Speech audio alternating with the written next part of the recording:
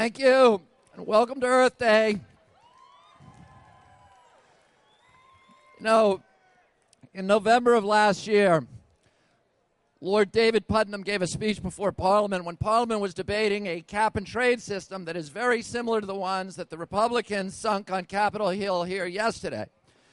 And Lord Putnam was addressing the concerns of people who said, well, this may hurt our economy. And he reminded Parliament that exactly 200 years before, the same body had debated the abolition of the slave trade. And at that time, many people in England said, we can't abolish slavery. Slavery is an abomination.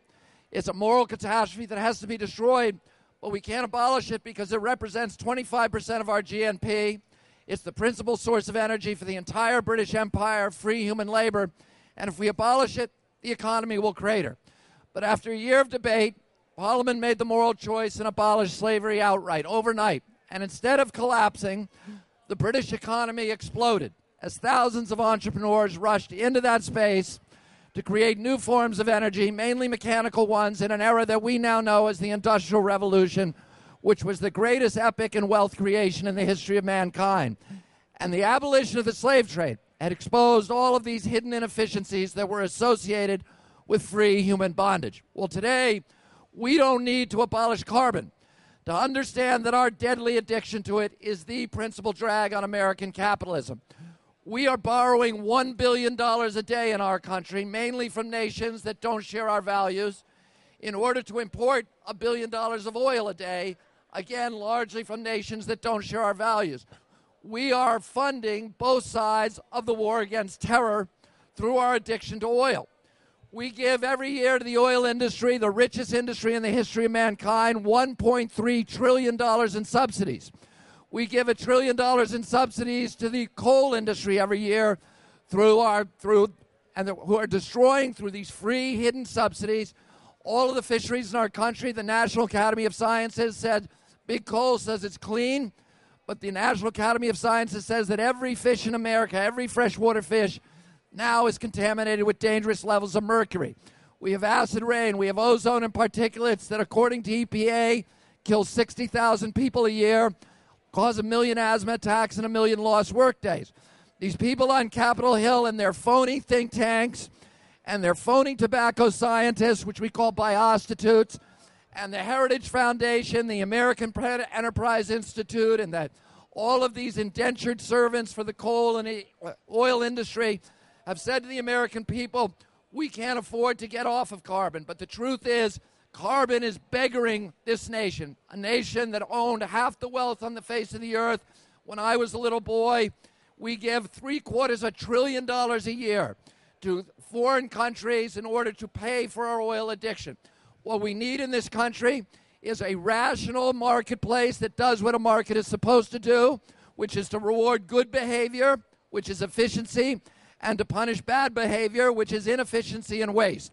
Right now,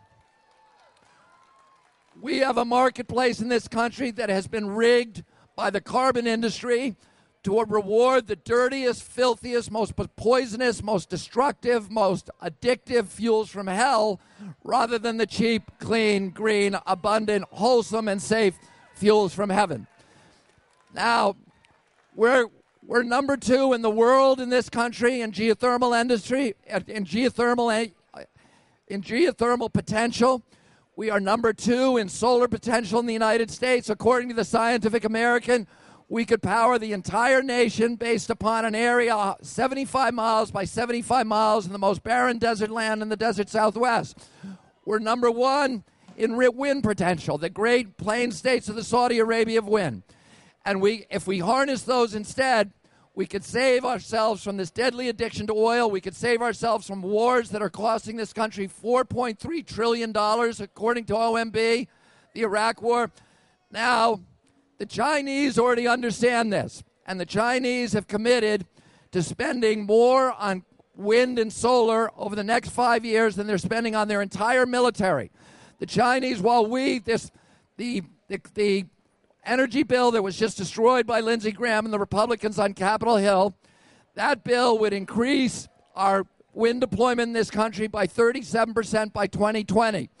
The Chinese have already made a commitment to increase their solar production by 20,000% by 2020 and increase their wind production by 12 times.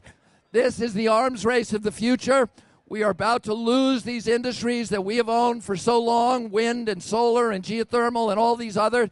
The Chinese are already ahead of us with electric cars, with batteries, and now they're about to take wind and solar away from us. And all of these people on Capitol Hill who are saying, well, this is going to hurt us, they don't understand the worst thing that we can do for our national security is to continue this deadly addiction to oil.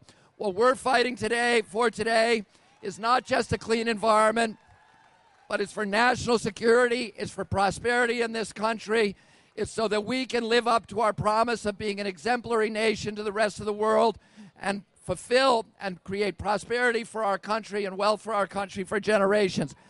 And to meet all of the expectations of our democracy and that legitimate expectations that our children have for us.